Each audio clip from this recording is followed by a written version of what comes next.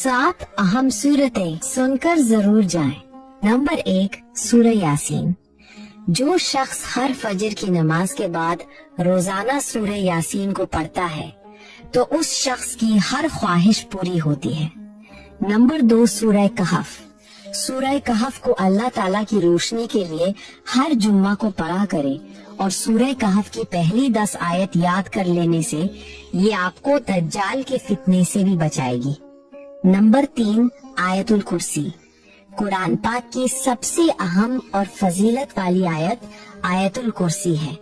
जो शख्स रोजाना हर फर्ज नमाज के बाद आयतुल कुर्सी को पढ़ता है तो अल्लाह ताला उस शख्स के और जन्नत के बीच में सिर्फ मौत का फासला रखता है। नंबर 4 सूरह इखलास।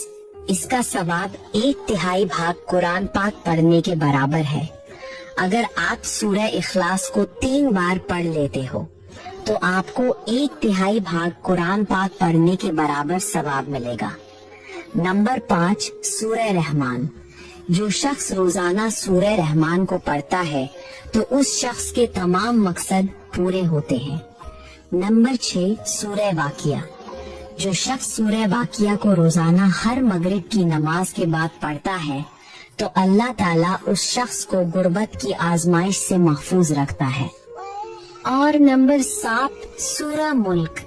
जो शख्स सूरह मुल्क को रोजाना हर रात पढ़ता है तो सूरह मुल्क उस शख्स को कब्र की अजाब से बचाएगी और जन्नत में जाने तक उस शख्स की हिफाजत करेगी।